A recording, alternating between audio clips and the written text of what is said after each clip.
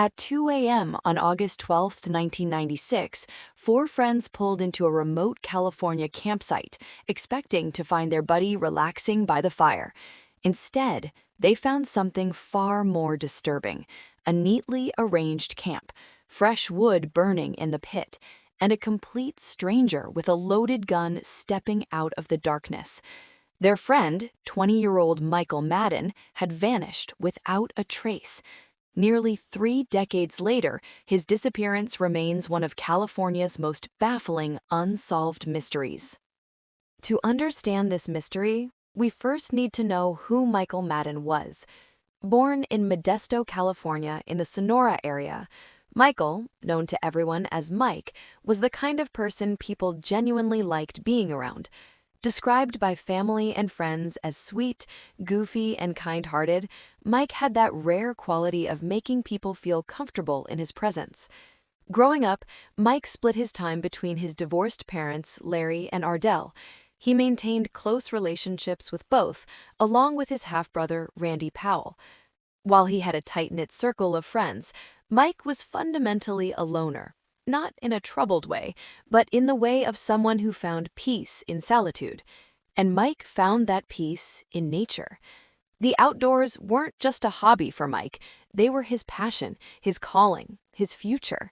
At 20 years old, he was studying wildlife biology at Humboldt State University in Arcata, California, a school renowned for its environmental programs. His classmates and professors knew him as an experienced outdoorsman, someone equally comfortable hiking steep trails, camping in remote locations, fishing quiet streams, or scaling challenging climbs.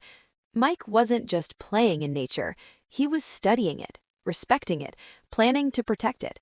From childhood, he'd told everyone who would listen about his dream: becoming a U.S. Forest Service ranger.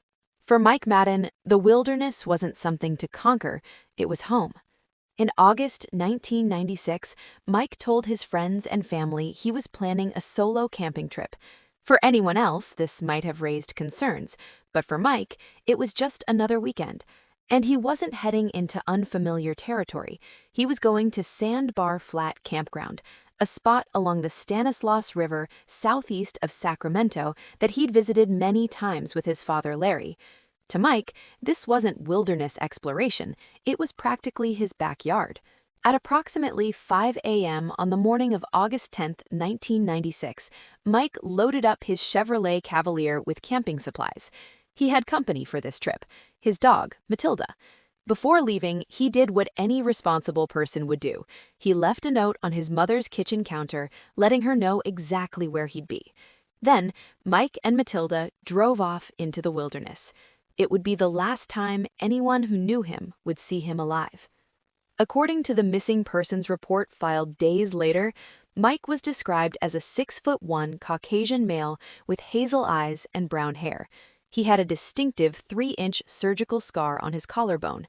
When last seen, he was wearing a t-shirt, shorts, a San Francisco Giants baseball cap, and a watch. Investigators confirmed that Mike arrived at Sandbar Flat and set up his campsite. Everything appeared normal. His tent was pitched, his supplies organized, his dog by his side. But what happened after that? That's where the facts end and the mystery begins. 2 days later, on the late night of August 12th, or technically the early morning hours of August 13th, a group of Mike's friends made an impromptu decision that would change everything. Earlier that evening, Mike's best friend Josh, along with friends Manuel, Josh's girlfriend Shannon, and their mutual friend Ramona, had decided to take a spontaneous road trip to watch a meteor shower in a nearby town. While driving, someone suggested they stop by Mike's campsite to say hello. They all knew Mike loved that spot, and surprising him seemed like a fun idea. At approximately 2 a.m., they pulled into Sandbar Flat Campground. What they found was confusing. The campsite was there, exactly as you'd expect. Mike's belongings were neatly arranged, no signs of struggle, no indication of panic. The campfire had fresh wood in it, suggesting someone had recently tended to it. Everything looked normal, except for one critical detail. Mike and Matilda were nowhere to be found. The friends called out for Mike. No response. They searched the nearby forest with flashlights, but it was extremely dark, and the dense California wilderness at night can be disorienting even for experienced campers. After finding no trace of their friend, they decided to return to the campfire and wait for him. That's when things took a deeply unsettling turn. Without warning, a man stepped out of the darkness. He was carrying a .45 automatic pistol. His name was Joseph Tyne, and his sudden appearance made all of Mike's friends immediately nervous. According to Manuel's account, Joseph emerged from the trees speaking rapidly, almost frantically. He claimed to be startled because Mikey, a nickname Mike had never used, didn't tell him anyone was coming.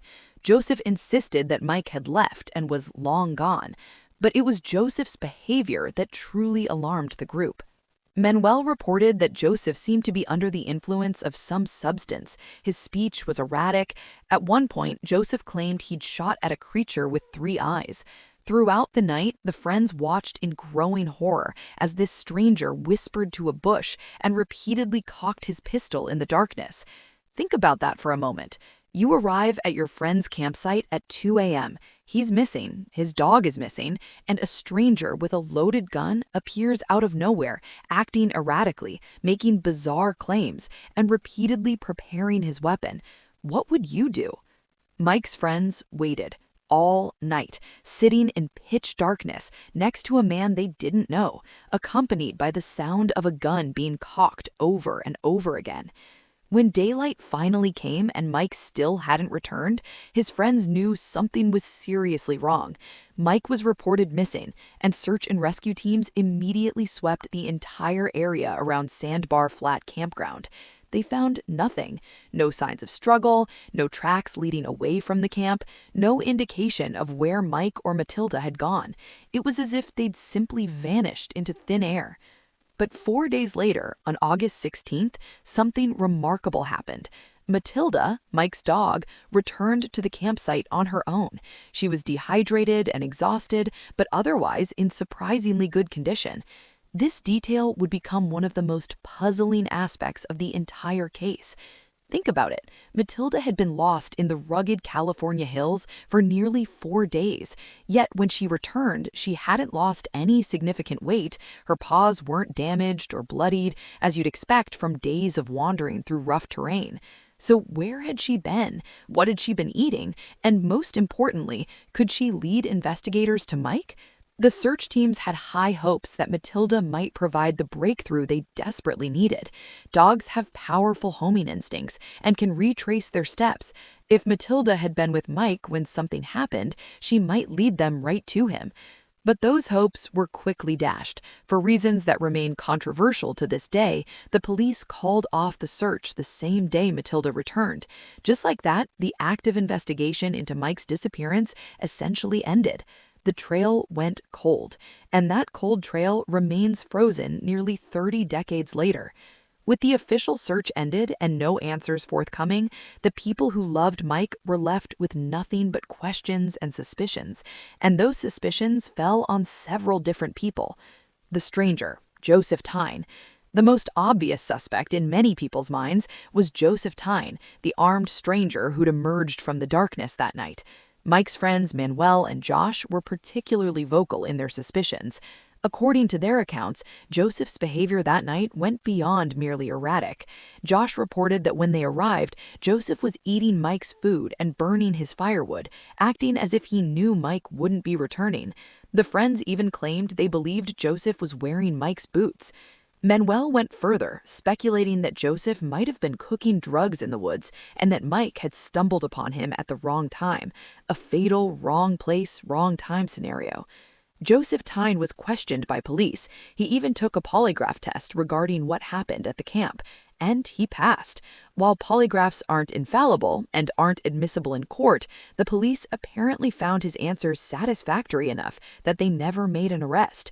To this day, Joseph Tyne has never been charged with any crime related to Mike's disappearance. The friends.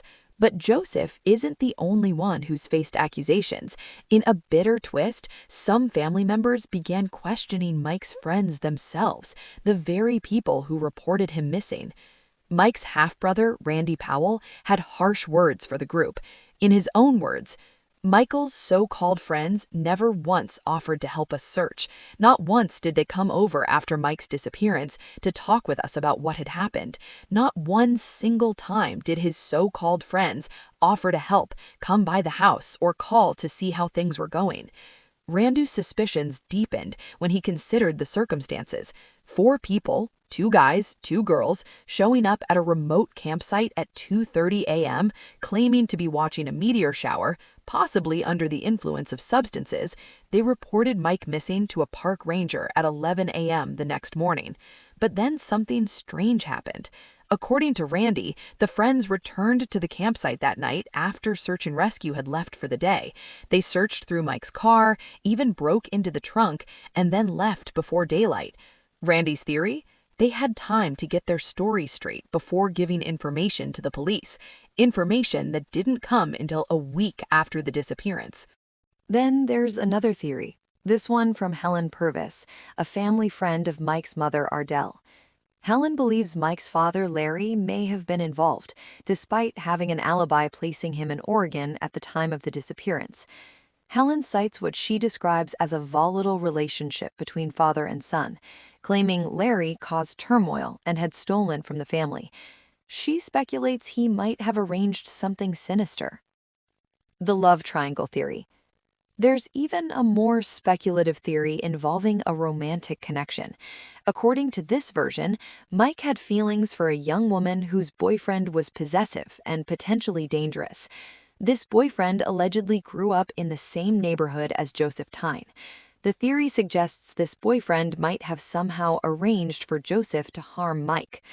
This theory is admittedly more fringe and lacks substantial supporting evidence, but it demonstrates just how many directions the speculation has gone over the years. The uncomfortable truth. Here's what makes this case so frustrating. Despite all these theories, despite all the suspicion and accusations, there isn't any conclusive evidence pointing definitively to anyone. No physical evidence, no confessions, no witnesses to an actual crime. Just a young man who went camping and never came home. If there's one thing everyone involved in this case agrees on, it's this. The police investigation was catastrophically mishandled. The decision to call off the search the same day Matilda returned remains one of the most criticized aspects of the case. Matilda wasn't just a pet, she was potentially the most significant piece of evidence in the entire investigation, yet authorities squandered that opportunity.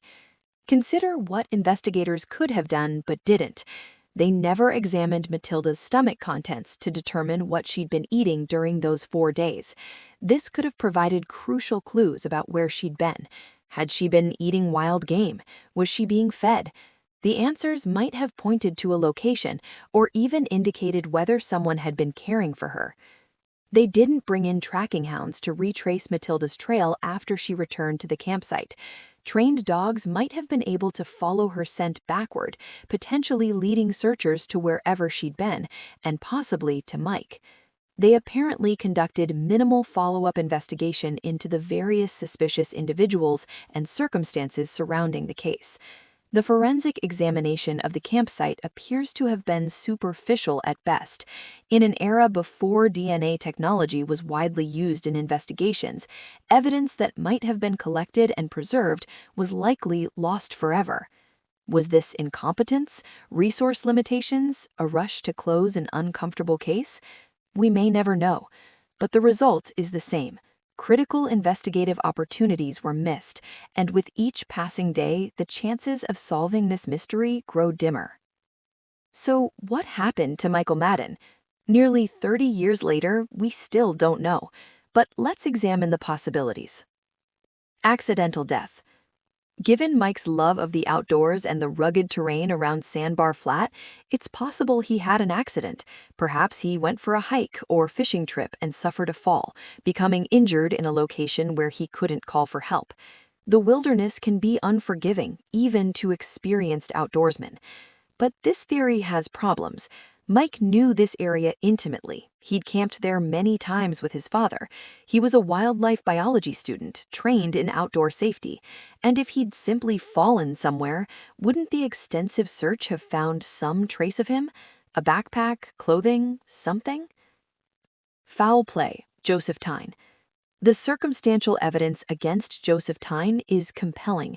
His erratic behavior, his presence at the campsite, his apparent use of Mike's supplies, the bizarre claims about three-eyed creatures, the loaded gun. But he passed a polygraph, and there's no physical evidence connecting him to Mike's disappearance.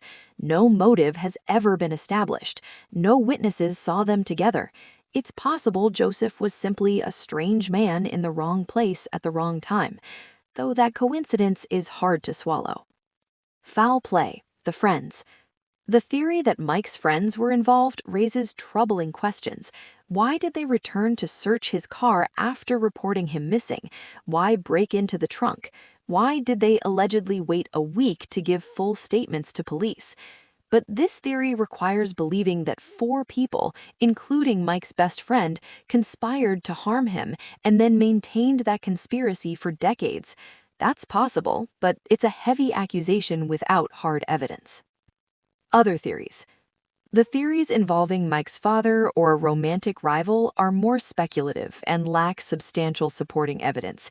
They represent the desperation of people searching for any explanation for an inexplicable loss. The most likely scenario. If we apply Occam's razor, the principle that the simplest explanation is usually correct, what do we get? An experienced outdoorsman goes camping in familiar territory. A stranger with a gun is found at his campsite. The outdoorsman is never seen again. On paper, that points to Joseph Tyne, but without evidence, we can't know for certain. And that's the tragedy of this case. We may never know. Today, Michael Larry Madden would be in his late 40s. He might have achieved his dream of becoming a Forest Service ranger. He might have a family of his own. He might still be exploring the California wilderness he loved so much. Instead, his family has spent nearly 30 years without answers. His mother, Ardell, his father, Larry, his half-brother, Randy, they've all lived with the agony of not knowing.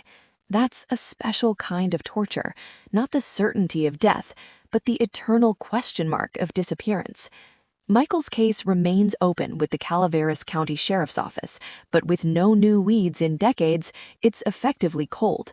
Unless someone comes forward with new information, a deathbed confession, a discovered piece of evidence, a break in forensic technology that could re-examine old evidence, Michael Madden's fate may remain forever unknown.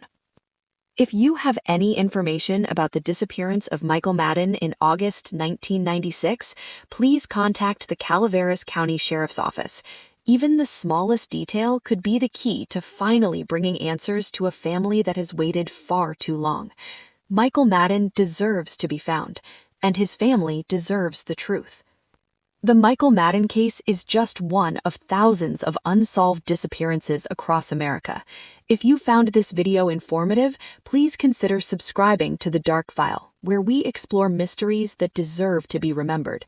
Leave a comment below with your thoughts on what might have happened to Michael. Your theory could spark a discussion that keeps his case in the public eye.